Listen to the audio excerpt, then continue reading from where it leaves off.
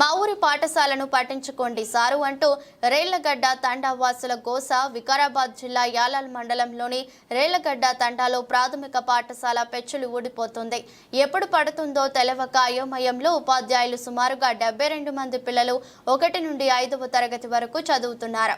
కానీ బోధించడానికి సరైన వస్తువులు లేక ఒకే గదిలో ఇంతమంది విద్యార్థులు చదువుతున్నారు. ఉన్న ఏకైక భవనం శిథిలావస్థకు చేరుకుంది. పెచ్చులు ఊడిపోవడంతో ఆ భవనంలో వెళ్లడమే మానేశారు. గత 6 సంవత్సరం కింద శాంక్షన్ అయిన ఒక భవనం, దానికి ఇంతవరకు బిల్లు రాలేదని కాంట్రాక్టర్ తాళం వేయడానికి సిద్ధంగా ఉన్నారు.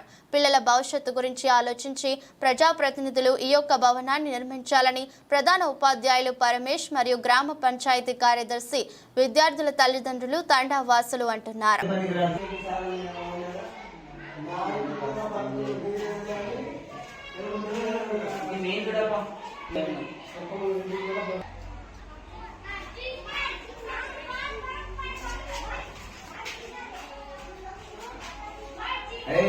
సజవడాన్ని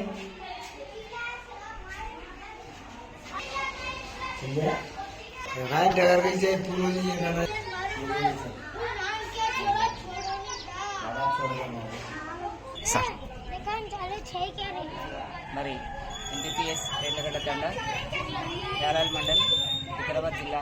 మరి హెడ్ మాస్టర్ గారిని ఇక్కడ దాదాపు 12 సంవత్సరాల నుంచి విధులు నిర్వహించడం జరుగుతుంది. మరి ఇక్కడ తండాలో చూస్తే మరి ఓల్డ్ బిల్డింగ్ దాదాపుగా శిథిలావస్థలో ఉంది. ఆల్రెడీ 2021లోనే కలెక్టర్ దీనికి డిస్మెటల్ చేయాలని చెప్పి కూడా మనకు లెటర్ ఇవ్వడం జరిగింది. కానీ ఎవరు కూడా దీన్ని పట్టించుకోలేదు. మరి డిస్మెటల్ కూడా ఫ్రీగా చేయాలని చెప్పడం వల్ల ఎవరు ముందుకు వచ్చి దీన్ని డిస్మెటల్ చేయడం లేదు. అదేవిధంగా మరి ఇంకో స్కూల్ బిల్డింగ్ కూడా మరి అది అసంపూర్తిగా కట్టి ఉన్నది. దాన్నే మనం వాడుకోవడం జరుగుతుంది. దానికి కూడా మరి సరైన సమయంలో బిల్లు కూడా రాలేదు. మరి ఆ బిల్లు కూడా రాకపోయేసరికి మరి కాంట్రాక్టర్ కూడా మరి స్కూల్ మేము తాళం వేస్తాము, మా బిల్లు రాలేదు మరి అని చెప్పి చెప్పడం జరుగుతుంది. కానీ ఏదో విధంగా ఆమెకు నచ్చజెప్పి మరి ఆ స్కూల్ని వాడుకోవడం జరుగుతుంది.